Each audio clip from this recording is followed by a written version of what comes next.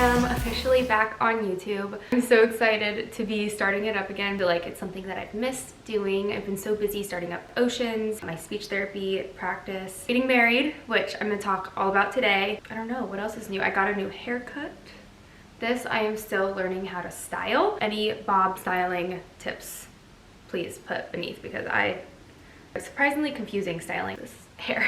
So I guess I'm back on YouTube. I'm gonna be answering a bunch of wedding questions that I posted on Instagram the other week. When we first got engaged, I was like, okay, what if we just elope? What if we don't even do a wedding and we just save money? And then all of a sudden, next thing you know, I'm like, yes, we need coconuts at our cocktail hour. Just kind of evolved into something that I never anticipated. Tell us about your venue. Our venue we picked was in Tamarindo, Costa Rica. We got married on December 5th, and it was a giant villa. It's called the Point Luxury Villa. It's a beautiful 7-bedroom villa, literally on a point surrounded by the ocean. We had our family stay in the villa with us. We did everything there, from the welcome party to the wedding. How many guests? We kept our wedding very small and intimate. Close friends and family only. We had 70 guests, and that was perfect for our venue. Couldn't really hold more than that. Why Costa Rica? We visited Costa Rica with Brighton's family about 3 years before our wedding, and we actually ended up staying at the Point Luxury Villa where we had our wedding.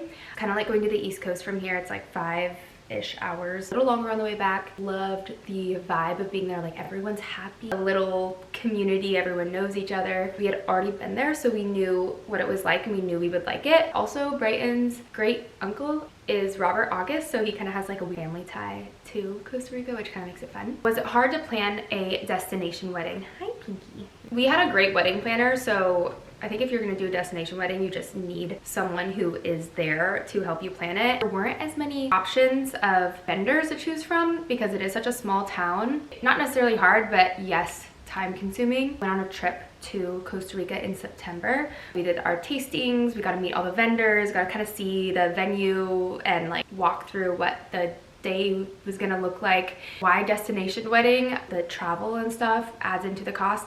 But I will say, planning a wedding in the States, we did look at doing that. It's so much more expensive. What about family who can't travel? So I've not publicly shared this yet, but we actually legally got married June 3rd, 2025. So if you do destination, you have to get married in the States either before your destination wedding or after. The reason we did this is because we knew our grandparents weren't able to travel super far, so like to Costa Rica. So we were like, you know what, let's do something special local here for them. So we did a whole day in Laguna. Brighton's grandpa married us, and it was really sweet. It's just the parents and the grandparents, and we had a photographer and everything so that they could still feel like they were a part of it. How did you do your seating chart for a destination wedding? I just printed off a poster from Canva, put it in a picture frame that could fit in my suitcase. We thought about doing something like putting everyone's seat in like a shot glass or something, or doing like a pretty wall. We just didn't have it in the budget. How did you do table numbers? I'm obsessed with our table numbers. It's actually my mom's idea, but we compiled a bunch of photos of me and Brighton. So for table 1, we put a picture of me and Brighton when we were 1 year old. For table 2, when we're 2 years old. They were so cute. I am saving them forever. Adorable. The favorite detail about your wedding looks. So Joseph did my hair, obviously. Rachael, my other good friend, is amazing at makeup, so I had her do my makeup. My welcome party look, Joseph did such a fun, he incorporated braids and shells into my hair. Beachy, mermaidy. For the wedding day, my makeup and my hair to be a little more like classic. So we put curlers in my hair and did big curls. I don't wear a lot of makeup in general. I wanted to feel like myself, a little elevated and just really clean. Weather that we were in is super hot and humid, so I had to take that into account. Do you think it's important to have a videographer? 100%, yes. Decided to splurge on the photo and video part of the wedding. I really wanted the ceremony videoed. I wanted all the speeches on video, and I'm so happy I did it because I feel like it really captures in the moment things that I don't want to forget. You'll never regret having those memories saved. Tips on planning from someone who is currently planning a wedding. We did something called not Wine Wednesday, but yes, we did have wine too, but Wedding Wednesdays. We would like pour ourselves a glass of wine and we would dedicate our Wednesday evenings to wedding planning. And we got this from our friends, Kaz and Lauren, who did that. Saved so many arguments or stress with planning the wedding. Definitely do those. What was your favorite detail? We had a coconut boat. We wanted to really lean into our destination. There's a man who is known by all the locals who sells coconuts, and we had him come to our wedding and help us open our coconuts. I was so sad I didn't get to see this part of the cocktail hour because we were taking photos, which is fine, but I was like so excited about the freaking coconuts. Another one was the music. We did live music the whole time. We had a local couple, Nablo vibes. When people would enter, they were playing through the ceremony, and during the ceremony we also had a saxophonist come and play for our songs as we walked on the aisle. And Nablo vibes played like background music during dinner, local like islandy vibes. After dinner we kicked off the dancing with our first dance with a 7-piece band, and the band sang every song live. They learned all the songs that we really wanted them to learn. It was a fun source of entertainment, kind of killed 2 birds with 1 stone. Instead of having like a photo booth or some kind of other fun thing for people to do, we just had live music. Walk us through the entire day. Okay, this is a big question. I woke up at like 9 and then said goodbye to Brighton. I don't know if that's taboo that we stayed together the night before, but we did. And then all the girls came and got ready in the master bedroom, the bridal suite, and that kind of started around 10. I ended up not getting my gown on until 10 minutes before walking down the aisle, which was so stressful. Everyone arrived at 4 o'clock, walked in, got their champagne, a coconut. Ceremony started at 4:30. We timed it perfectly with the sun is what we wanted to do. We had a short ceremony because it's so hot that we didn't want people sitting in the sun for super long. Then cocktail hour started around 4:50. Went, took photos.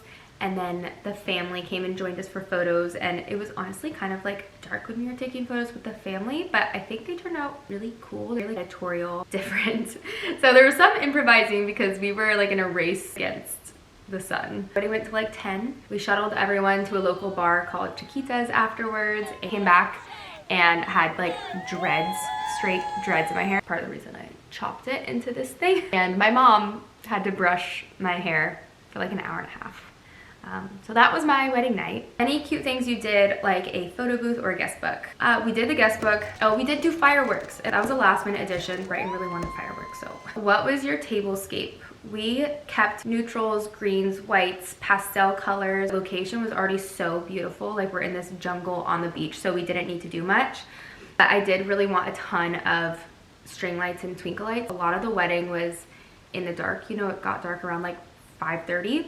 So string lights made it look really magical, and it's really fun for photos and videos too. Anything you wish you did differently? I just wish that I was dressed earlier in my gown, being like 10 minutes more on time. I'm just a procrastinator. I need to work on it. First look or traditional? Brighton really wanted to see me for the first time walking down the aisle in my gown, which I'm really glad that we did. We had to take our photos afterwards, which did eat up a little bit of our time. Did you do personal vows or traditional vows? We did personal vows and traditional vows. Brighton was so scared. He was so scared to do personal vows. I was scared too, honestly, but it's something that I knew I've always wanted to do because it's my favorite part of a wedding, or the speeches and the vows, and I love crying. I love feeling the romance and the emotion and getting to know the couple better. Doing the personal vows really set the tone for the whole evening. They're really special. I hadn't finished writing my vows until like 30 minutes before I walked down the aisle. I don't know what's wrong with me. Did you do old, new, borrowed, blue? I did. I think I forgot the borrowed part. Rachel's makeup on my face. Does that count? I wore my grandma's blue garter for blue. And then I wore my other grandma's engagement diamond. She turned it into a necklace for me, and so I wore that as well. Who officiated?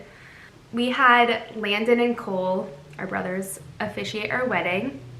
It was so special. It was like so sweet. They were really nervous, but they did such a good job. Something we'll definitely be adding to our memory box. Was it a multi-day event? Yes, we had a welcome party. We did not do a traditional rehearsal dinner because everyone was flying out to this faraway destination that we wanted to see everyone and welcome everyone the first day. So instead of doing a rehearsal dinner, we did a welcome party. The next day was the wedding. Highly recommend that. First dance, we did it to At Last by Etta James. Just thought it was classic, romantic. Did you practice your first dance? We meant to. A week before we left for Costa Rica, we practiced a few different dance moves. We learned like the pretzel and we practiced the dip, and he picked me up like once. Not really, I don't know. A slow dance. We forgot to tell the band that we only wanted to dance like a minute of the song. So for our first dance, for our father-daughter dance, and for the mother-son dance, the whole song played through. None of us know how to dance, and we're dancing for so long to these songs. But something like, I was like, you know what, let's just soak it in and enjoy it. I kind of am glad we did that in a weird way. Food details, please. For a welcome party, we did it earlier in the day because I wanted to go to bed early, and we just did appetizers and drinks. And then for our wedding day, we had appetizers during the cocktail hour, and then for dinner we did stations. So we would announce tables and they would get up and there were servers serving. I was so stuffed. I think everyone was so full. We had so much food. What were your cake details? We ended up doing a small cake. It was just kind of like a fun photo moment. We did the cake cutting like halfway through, like at like 8 p.m. So we had different desserts that people could pick in over elsewhere. The music that we walked down the aisle to, we did all Kenny G songs. I just love Kenny G. I love a good saxophone. So Brighton and the bridal party walked down to Forever in Love.